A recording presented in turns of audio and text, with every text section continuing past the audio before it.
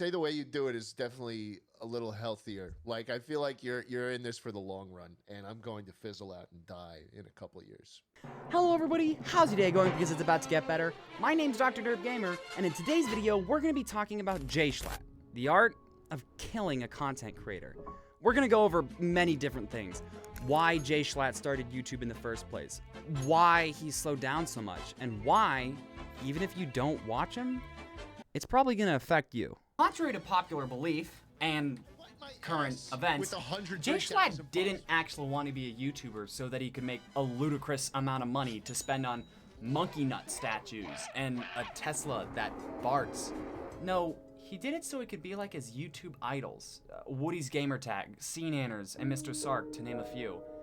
To put it in his words, I wanted to be that funny guy that I'd tune into every time I'd be at the deli, and I wanted to be that. And this is not a new reason for somebody to want to be a YouTuber.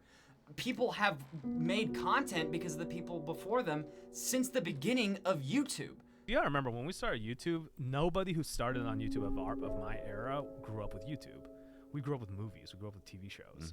So that was what we were thinking about. That's like, when we look at our stuff, it's like, what is that? It's filmmaking. That's trying to make movies, right? That's trying to make short film. But you even see stuff like this happening in recent years, with Tommy Innit looking up to Jschlatt as an example. And it's important because it lays the framework for why Jschlatt has slowed down uploads. See, if you watch any of these old YouTubers, you're gonna realize a number of things really quick. First, they're really slow.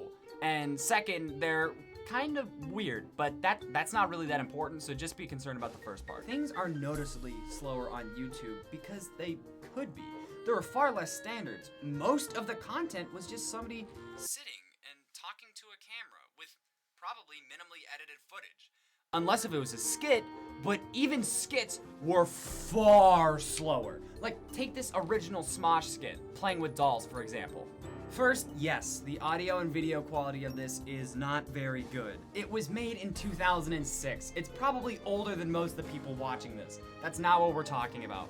The video starts off with Anthony, who is presumably Anthony, making two dolls make out. Not kiss, make out. Do you like making out? Yeah. And then Ian, who is also presumably himself, barges in, and then the camera proceeds to zoom in on both of their faces and do literally nothing else for about a minute. And then Ian says something like, "Are you playing with dolls?" What the frick? It's a minute and it feels like it's 5.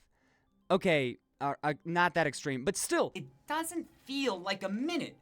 And this was a video that had to have had a script and multiple takes and editing, and it still feels like it takes forever. Now imagine it doesn't have any of that, and it's just a guy sitting playing video games and talking, unedited.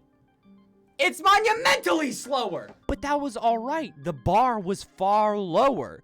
And so it was either watch Smosh or watch Fred. And even now, I'm watching old Smosh. The reason why I bring this up is because you have to keep in mind, this was the time period of content that Jschlatt was growing up with.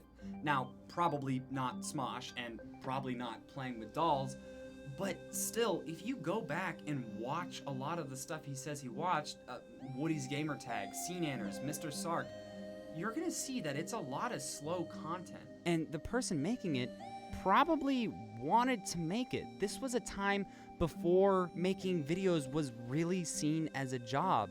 And so the people making it weren't concerned with virality or promoting their brand. They did it because it was fun. And that's what Jschlatt's dream was, to have fun making content. But YouTube is an ever-changing website. It started off as a dating website, and now can you imagine being professionally lonely?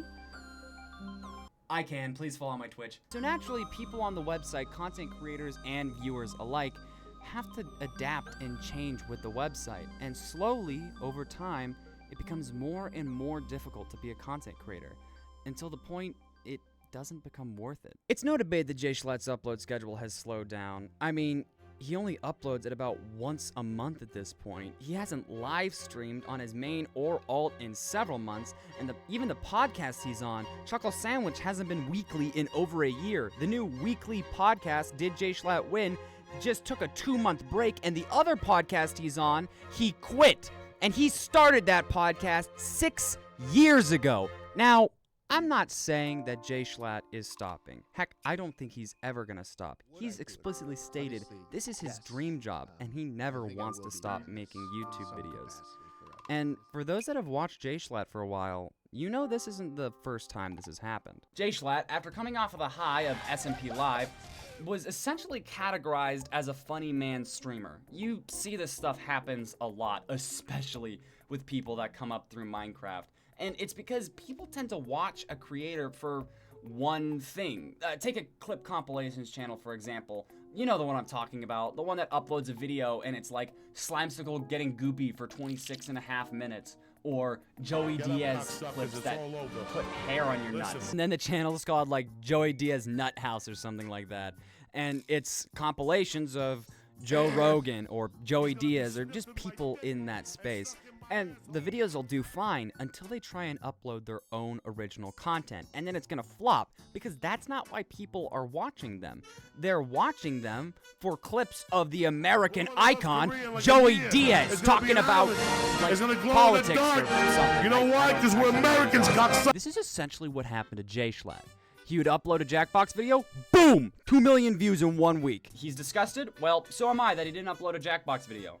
All he was expected to do was yell into a mic and make a gay joke, and that was it.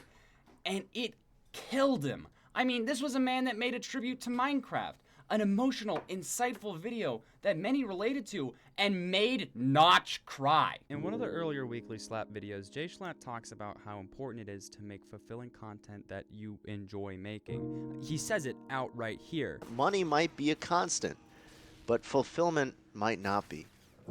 I take a look at some of the personalities that pump out content on this platform. I look at the titles, the fake ways they present themselves, the people who forgot about the privilege of being able to post videos on YouTube that they make by themselves and threw away their personality, their craft, in favor of business and selling merch and all that, and I just sympathize. On another one of the videos called 8 Years of YouTube, he talks about how he's had the same thing happen before, where he was making content that was doing well, but he wasn't happy making it, and so he stopped, and he started making content that he enjoyed. This shows a cycle, which I'm dubbing the Schlat Cycle. It's essentially whenever a content creator is making content, but then one of the things does substantially better, so they start making more content like that. But this makes them lose energy and love of making content, so they slow down until they come to 1 to 2 options. Either they address it, and then they improve their content to do stuff that they like. Maybe they'll tell the audience, maybe they won't, but regardless, they change it. Or they quit. Now, obviously, this is not universal to every content creator. Some never lose energy and just upload daily, and others are terrible people and deserve to be canceled.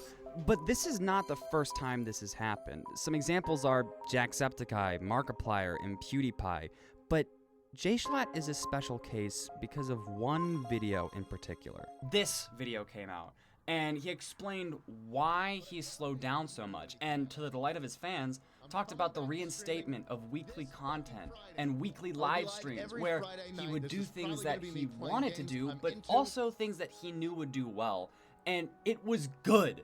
It was so good for a while, until 2 videos came out. This video where he's playing Wii with some YouTube friends. And in this one, he's playing dodgeball with streamers and YouTubers alike. Jschlatt was so proud of these videos. You can clearly tell by how he was talking about them before they dropped. He was clearly so happy whenever he was making them. And yeah, it doesn't take a genius to see where I'm going with this. They didn't do bad, just when you compare them to the React content, it does seem a little lackluster. Now for the important part, why it matters. See, the long-term psychological implications of this really show. Okay, how it's gonna affect you. Did somebody say something about me? There we go.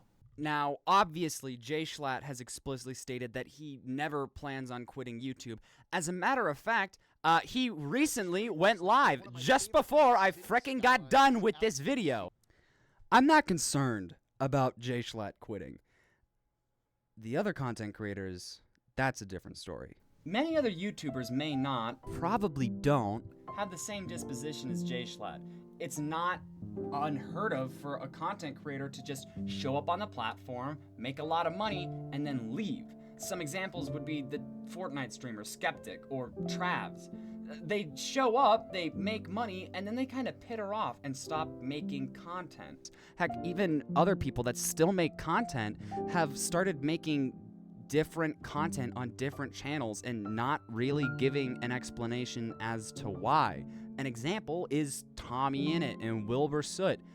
Wilbur Soot kind of just left his content creation roots to become a singer, which is fine, and Tommy Innit is now more vlog-based. He still makes content, he still makes Minecraft content, but he definitely doesn't make it in the same way he used to, and that's called evolution, and that's what we're fine with. This may not seem that bad, but the Schlat Cycle is only gonna get faster and faster and faster until eventually the ever-rotating door of the internet is gonna seem a lot like a propeller. As viewers, it's our job. We need to buckle down on content creators that we like. If we see it's something that they really care about or are really passionate about, you should give it a watch, or at least give it a view. Don't take this as an excuse to be parasocial. That is not what I'm saying. They don't treat you as a friend, and you should not treat them as a friend. I'm just saying, treat them like a TV show. Hey, this might not have been your favorite episode, but you like most of the episodes, you like the characters, you like the premise, so heck, you should give it a watch. Yeah, if you get to a point where you realize that you don't like any of the new content, you should stop watching. Your attention is vital, and it's important that you spend it wisely. But it's also important that you spend it in a way that can ensure that you keep spending it wisely. If we don't, we may lose that personal feel that puts the you in YouTube.